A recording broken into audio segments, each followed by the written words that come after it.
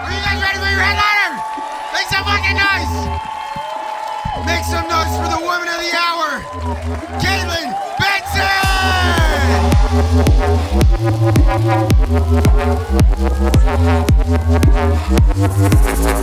Yeah.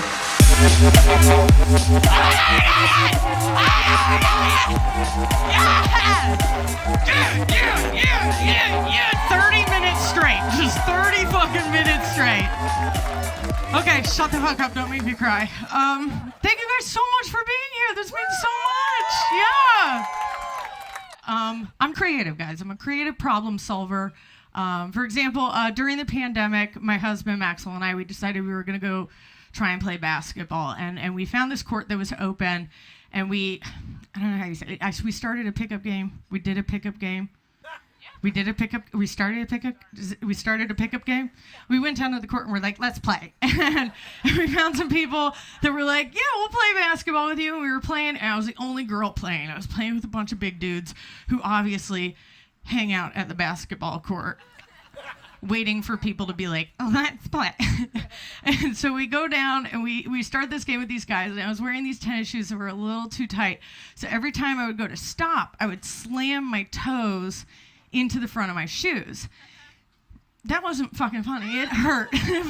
That's not the joke. We're not there yet. So I'd slam my toes in the front of my shoes, and eventually my toes were just like on fire. And I'm like limping, and everyone's like, are you okay? And I was playing with 4 big dudes, and I'm a hard ass. So I was like, I'm fucking fine. Let's just keep fucking playing. And we kept playing, and then eventually it just became too painful, and I took both shoes off, and both my big toenails were completely black. This is a comedy special. We're laughing, guys. We're laughing. This is just getting sadder by the minute for me.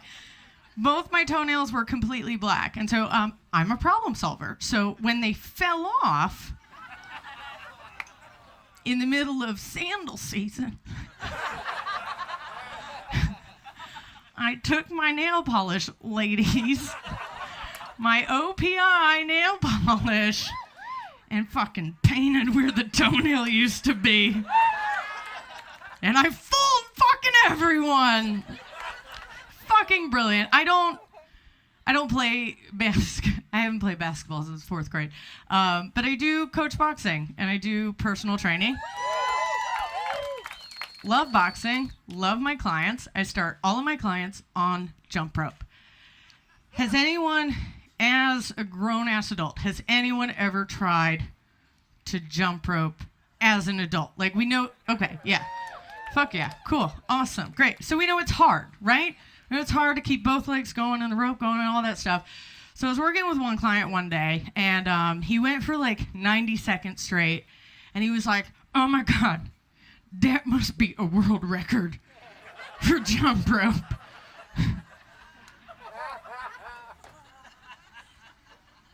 I was like, no. I don't think it is. But let's find out what you're curious, like, what is the world record for longest jump rope? Does anyone have a guess? I'll just ask. 8 hours. Okay, 8 hours is one guess. Another guess? 17 hours. A week? None of those are right. 33 hours and 20 minutes. How'd the guy pee? Did he just piss his pants? How much fucking cocaine did he do? And also, who's giving him the cocaine? Because we all know that jump rope is a two-handed sport. And then it all sort of spiraled. I was like, okay, but like, how cool would it be if we had our regular Olympics? Like boring, right? We had our boring regular Olympics, but then we also had the we don't care what substances you do to do extreme sports Olympics. Like, I want to see someone jumping rope and then using that jump rope to tie off their fucking arms so they can shoot up meth so that they can keep jump roping. I want heroin hurdles. I want to give everyone a lethal dose of heroin, and whoever makes it the furthest without dying gets that EpiPen for junkies. Like, you don't get a gold medal, but you can live to do this tomorrow if you want. I want fentanyl freestyle. Fentanyl's not funny. I want fentanyl freestyle. Don't drown. I don't fucking know. I don't know how that event works. And like the International Olympic Committee is just the cartel. I don't know. It got very dark. I didn't have any fun events at this Olympics. It's all do or die events at this Olympics. I am pro-life. Not in the political sense, but just like, yay life. Like, yay life. I'm pro-life, like, right? Yeah, dude. Let's laugh. I want to make babies. Yep. I'm going to make babies with my 6'7" husband. I came out like 10 pounds and my head didn't crown. My mom will tell you she's here. Did I come out 10 pounds? And she likes to tell me that I ripped her from her vagina to her asshole. Thank you for being here. My younger sister has 2 children, and she's a toddler. She is a newborn. The toddler is so attractive. Like, when this baby was born, everyone in the hospital was like, this is a very good-looking newborn. And then her newborn has a great personality. She's growing into her looks. And my husband and I, we went home over the New Year to go visit the babies. And my sister's breastfeeding the new one, and she looks absolutely fucking miserable. And so I'm like, okay, let's open this. Let's fucking crack open this can of worms. I'm like, hey, Courtney, how we doing? And she's like, my titties is fucked up forever. I'm like, oh, okay. How fucked up are they? She goes, my titty. They couldn't get a ticket. It's okay. Well, yeah. Sold out this fucking bitch. So back to my sister's titties. She's like, my titties are so fucked up. My husband won't suck on my nipples anymore. He won't suck on my nipples because they look like baby dicks. And he doesn't want to feel like a pedophile. So naturally, I run to my husband and I'm like, look, when I give you the starting team for the next pickup game we go to play, are you gonna continue to suck on my titties? He's like, yeah, I got you. I'm like, no. I need to know. Are you gonna suck on my titties so fucking hard they won't let you within 500 feet of a school or a playground? That's how hard I need you to suck on my fucking titties. Do you guys know what I mean? I say that too often. Do you know what I mean? No, not do you know what I mean. Just I say, do you know what I mean too often. Do you know what I mean? Okay, great. Anyway, so we actually, learning to sidetrack from that. So we drove all the way to Tennessee to visit these kids and my parents who are here. We drove all the way there.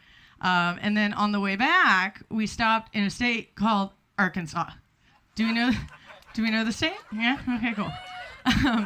So we're driving back. We stop in Arkansas. We stop at this gas station, and I go in to get road snacks, because that's what you do when you're driving a car. There's nothing else to fucking do. You go in, you get your snack. So I'm at the register getting some almonds, because I'm a healthy bitch. And the woman behind the cash register is completely triggered. She sees me, and she goes, oh, my God. All I wanted for Christmas was your Carhartt beanie. Do you guys know the beanie? Yeah. She goes, all I wanted for Christmas was your Carhartt beanie. I told my husband, all I want for Christmas is that Carhartt beanie.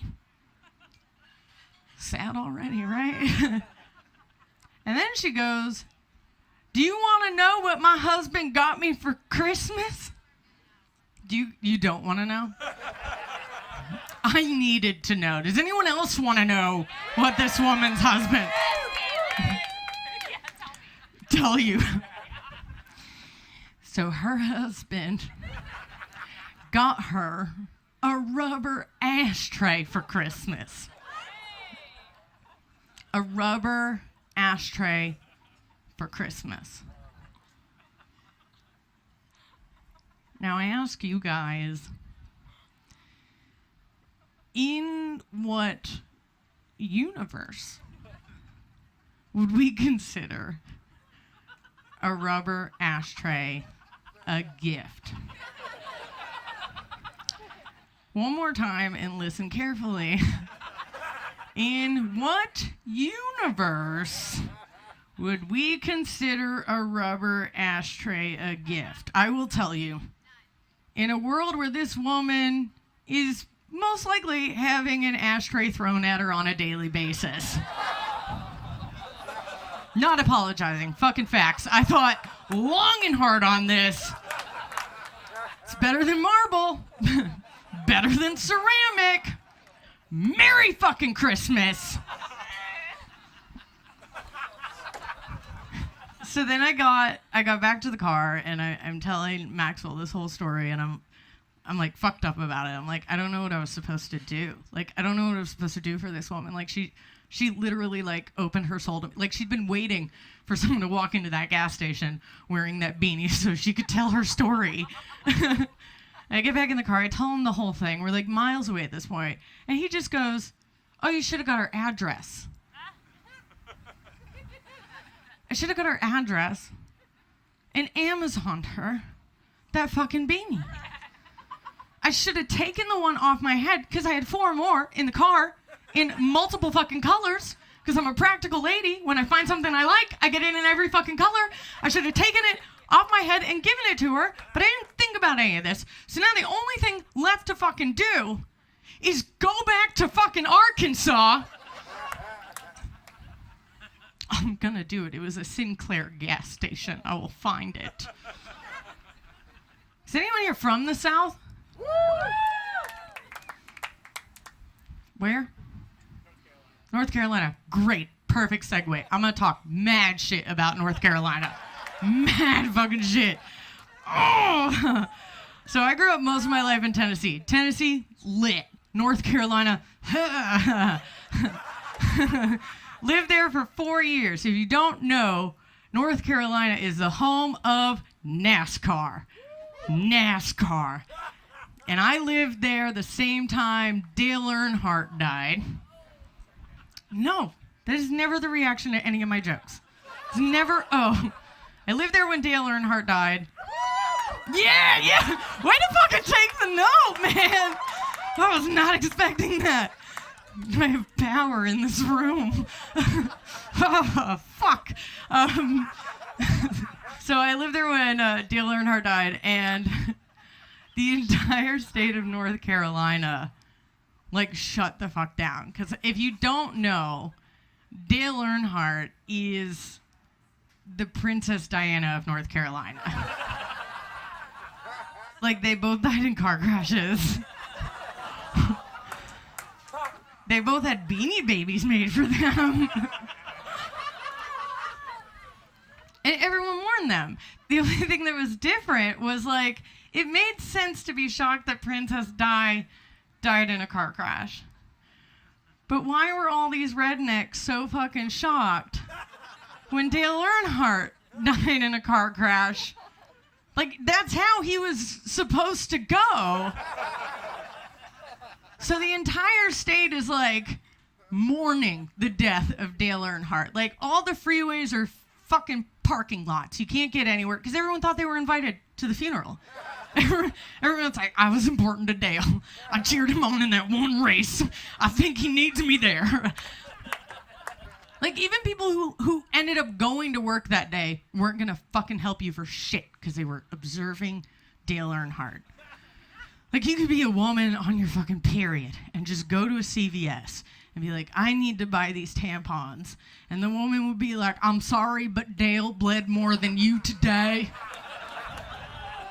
And you'd just be like, you're raping me. I'm just gonna stick some of your scratchy toilet paper in here and fucking be on my way. Since I'm on the subject of periods, and I am a female, and this is my first special, it wouldn't be right if it didn't come up, am I right? Need some material for the haters. There goes another woman talking about her menstruation. No, it's not totally about my period. So I did probably one of the bravest things you could do. I broke up with a female best friend last year. Yeah. Applause break on that. It's hard to dump a woman. It's fucking hard. Like I feel for you guys. It is hard to dump a woman, and it was aggressive. Like they don't take no for an answer. Yeah. She was like, just be honest with me. If you don't want to be friends with me anymore, just be honest with me. And I was like, I don't want to be friends with you anymore. And she was like, but just be honest with me. I was like, it's a trap! It's a fucking trap! I finally got her off my back. And, like, just for you guys, I told her, I was like, I don't feel safe being honest with you right now. So if you ever need a line, that one worked. I don't feel safe. They respect that boundary, not the fucking bold truth. She was like, you're so cold and callous. I was like, then we haven't been friends. If you didn't see this coming, you don't know that I'm cold and callous after 10 fucking years of best friendship? Who in our group chat, when someone's having a problem with another person, is like, fuck that bitch? Me! You just don't like being on the other end of fuck that bitch. So I did it. I got her out of my way. And then, 30 minutes later, I started my period 2 weeks early. So I had mentally, emotionally, and physically shed the fuck out of this person. My body was like, you know what? We're just gonna pour this one out for the dead homie. It worked. It was great. It was great. It's so nice to be an adult, though, and to make those choices and be like, I have one fucking toxic person in my life. I'm gonna end it. Like, it's not like when you're in fucking high school and you just have to be friends with someone because they're in your math class every day. You don't have an option. I fucking hate bullies, man. Y'all hate bullies? Okay, great. Awesome. They exist as adults, too. Like, we disguise it with words like bitch and asshole, but they're all just fucking adult bullies. True facts. Preach, Caitlin, preach. I will. I had a run-in with 2 adult bullies in Santa Monica. One thing I love about Hollywood is you can really be yourself in Hollywood. You know, like you could be a guy in a fucking rainbow fucking trench coat with your dick out, and people see that and they're like, that guy knows something we don't. That guy knows a secret we don't. But that's not the same everywhere. That's not the same. Like, there's like, okay, so there's so much to the story. So I was in Santa Monica, and I was walking down the street one day, and I was wearing a metallic silver puffer that I had just got from H&M, and I was very excited about it. And something you need to know about me is when I get a new item of clothing, I'm ripping the tags off in the car and wearing it immediately. There are 2 types of people, though. There are the people that do that, and then there are the people that are like, I got this new underwear, but I'm going to wait for a really special occasion to wear it. No, fuck that. So I'm walking down the street in my brand new silver puffer, and I walk past these 2 women. Oh, wait, I should say this first. I got it on sale because it was August. That was an important detail.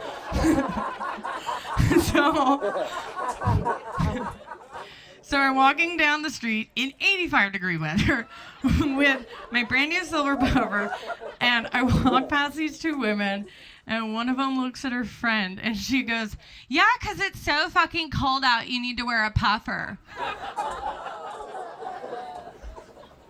Bitch, who fucking asked you? I'm living my best life in my new jacket, and I'm happy, and you're just gonna come in and fucking shit on my parade? Not today. Now, normally, I'm also the type of person, similar to that incident in Arkansas, where I don't come up with the right thing to do until like 45 minutes later. And I'm like, fuck, I should have fucking said this. On this particular day, though, I had the perfect retort. So they pass, and she goes, "Yeah, 'cause it's so fucking cold out, you need to wear a puffer." And I just go, "Bitch!"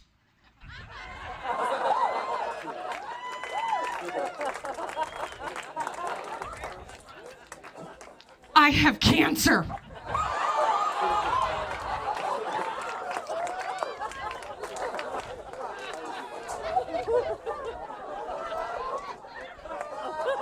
I'll wait.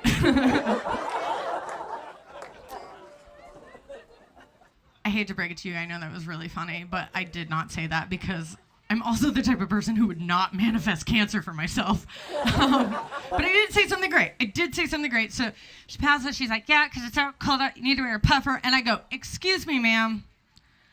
I don't know if anyone's ever told you this before, but if you don't have anything nice to say, you should shut your stupid fucking cunt mouth."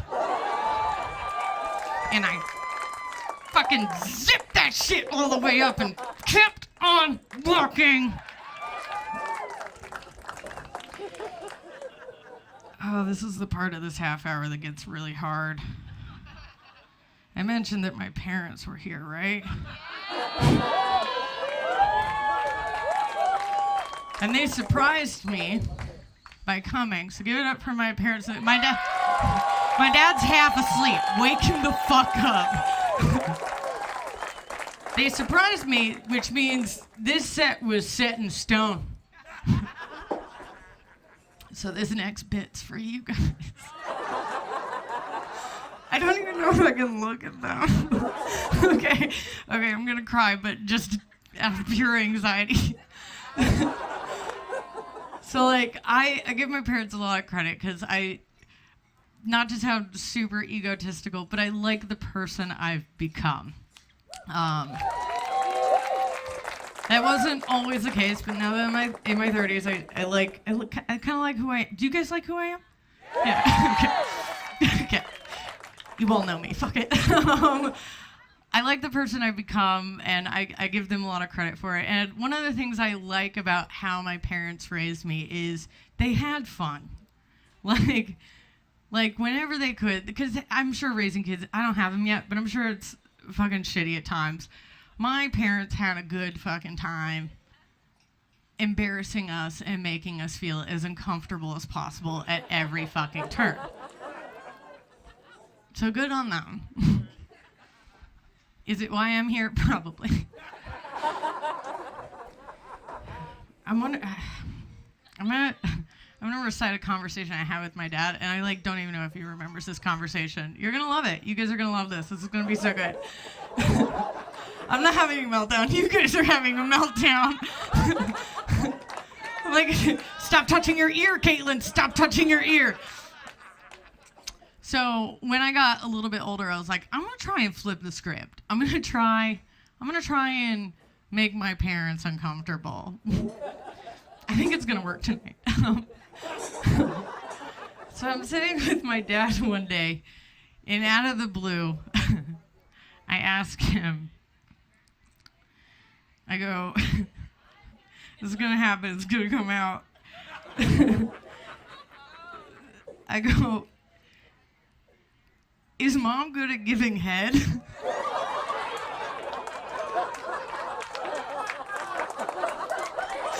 I can't do it.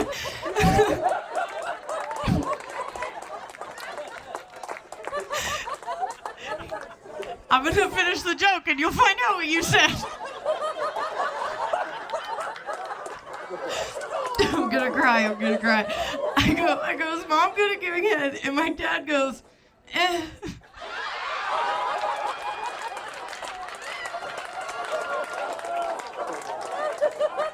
Don't make me cry. And I was like, oh, okay, that didn't work. So I'm like, I guess I'm gonna double down now. So I go, she used too many teeth.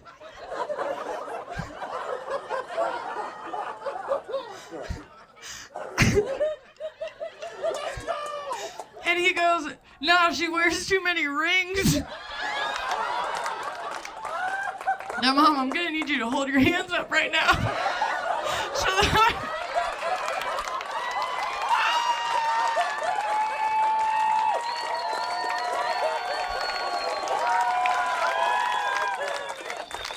oh my God. Oh my fucking God. I was like, oh, maybe you should stop buying her so many rings, Dad. I thought about it for years. I was like, surely it can't be that bad. But then, I'm married now. My wedding band had flipped around, and the diamonds were on the palm side. Don't worry, I'm not going to talk about giving my husband a handy. And the diamonds were here, and one day I just went to go wipe my nose. And I'm going to, for you, do you see this scar right there? I see it right there, dude, yeah. It's a month-old fucking scar from my wedding band. So now every time I look at my own fucking face, I just think of my dad's poor battle-scarred dick.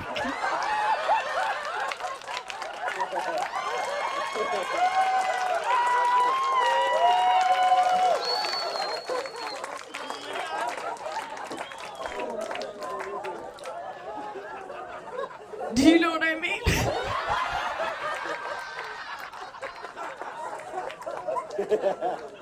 I still have to tell one more joke. Oh my God. Fuck. Oh my God. I just got married on my dad's birthday. It was great. We eloped. I didn't invite them. I was like, happy birthday. You don't have to pay for this shit. I did. I got married. My husband sat you guys down. My husband basically ran all the production for today.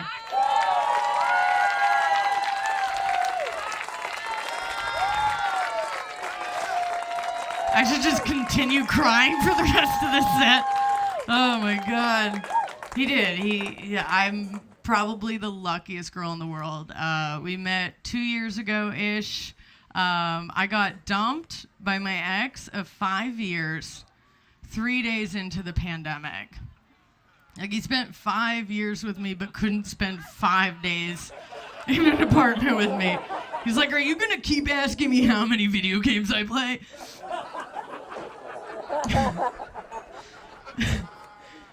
So I got dumped. It was the greatest thing that could have ever happened to me. And then a month later, I was like, fuck COVID, I'm ready to rebound.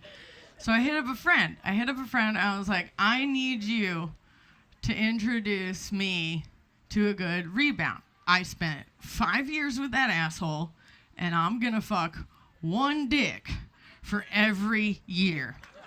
Count them. 5. 5 penises. This has turned into Sesame Street. I could palm a basketball. Look at that shit. Anyway, so he was like, well, what are you looking for? I was like, tall. I just want to climb a tree. I just want to climb a motherfucking tree. Just find me a tall man, and I will climb it. And then he introduced me to Maxwell, and it was like, fuck, I guess I'm marrying my rebound. What? Because when it hits, it fucking hits. And when you've been through the trenches, you fucking know. And I found a guy who was like, you're really good at something, and you work way too fucking hard to be working for other fucking people. So let's build a brand, put you on a pedestal, and bring people up with us who we genuinely love and respect. And we're very fortunate. We get, like, all my friends you saw tonight, we get incredible talent on this rooftop. And we were super fortunate to get to book one of my heroes in comedy. I'm not naming names. I will just say she has multiple specials.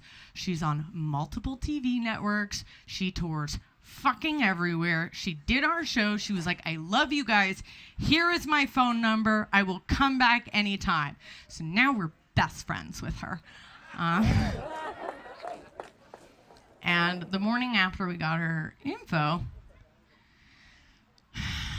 Maxwell got a text from her.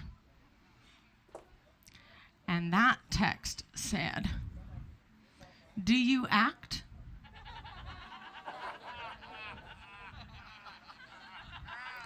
My 6'7" attractive white male husband got asked if he acts when he never fucking gets on stage.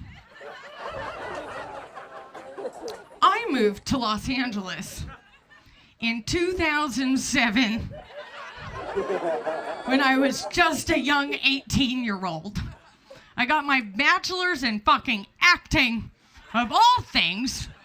I get on this stage twice a week, if not more, performing for Netflix fucking executives.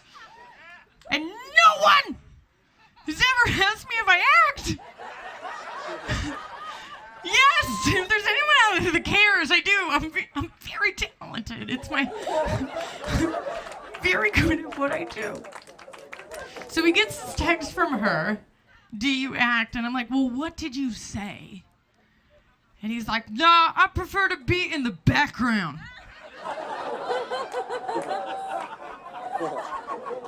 What? What? This is Hollywood. This is fucking Hollywood. If someone who is deeply connected to Netflix and other major networks asks you if you fucking act, what do we say? Yes! We say yes! And I'm like, baby, why didn't you say yes? You could say yes. I could teach you how to read out loud.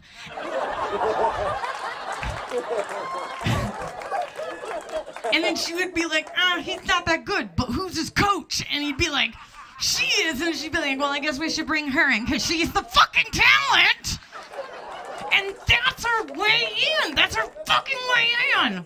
Like if you go on an audition and they're like, hey, do you snowboard? And you've never seen a fucking snowflake in your entire life, you say yes. And then you go up to fucking Big Bear, you hire someone to teach you how to fucking snowboard, and you fucking cash that check. So I went in for like 30 fucking minutes. I'm just going in. And then I found my phone and I saw that she had texted me too. And it said, does Maxwell act? I can't even! You gotta fake it till you fucking make it! Do you know what I mean? Yeah! Thank you guys so much for being here. Yeah, stand the fuck up. No, don't. You're okay. Okay, that's fine too. That's fine. Okay. We got it, guys. Thank you so much. Also, give my dad a hug. I think he needs emotional support. Thank you guys so much. Right now, this is my time. This is gonna be my year. I was gone a minute, now I'm back. Busy changing, breaking from the pack. Now waiting on a chance, I'm making my own plans. The world's gonna have to deal with that. Go and tell them that I'm had enough. Time's up. Go and tell them I'm. Go and tell them I'm. Go and tell them I'm. Go and tell them I'm.